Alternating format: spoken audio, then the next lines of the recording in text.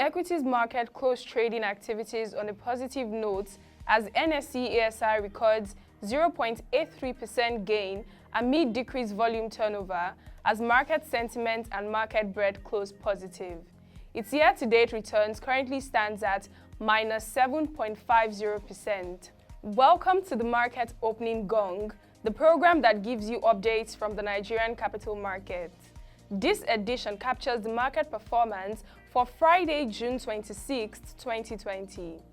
From the Nigerian Stock Exchange, the all-share index closed at 24,829.2 basis points with a market capitalization of 12.952 trillion naira in 2,844 deals.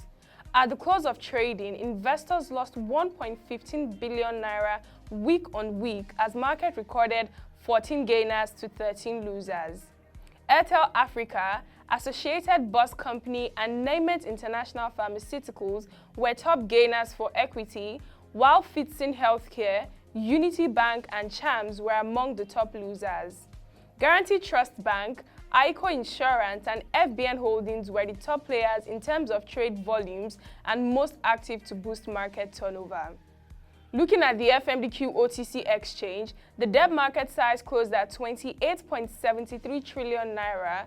The NAFEX rate closed at 387 naira 8 kobo to a dollar, while the I&E FX rate opened at 386 naira 36 kobo to a dollar and closed at 386 naira 33 kobo to a dollar.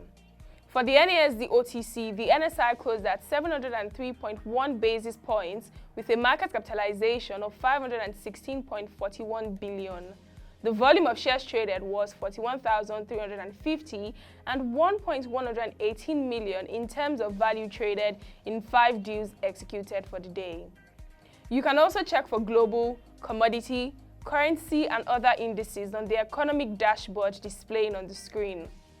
For the highlights from last week Friday, the CEO of the Nigerian Stock Exchange, Mr. Oscar N. Onyema, OON, hosted the CEO of Dangote Cement, Mr. Michel Pucheros, to a digital closing gong ceremony to commemorate the listing of Dangote Cement's 100 billion naira bonds at the NSE.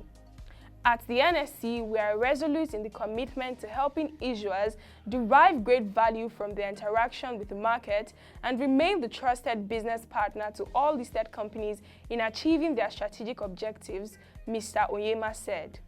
Also, the board of the International Organization of Securities Commissions published a series of 11 good practices on processes for deference to assist regulatory authorities in mitigating the risk of unintended regulatory-driven market fragmentation and to strengthen international cooperation. Wholesale securities and derivatives markets are global in nature, and many market participants operate on a cross-border basis. Over time, the use of deference between regulators has significantly increased in parallel with enhanced cross-border capital flows. The report is to help members in establishing and operating efficient deference processes.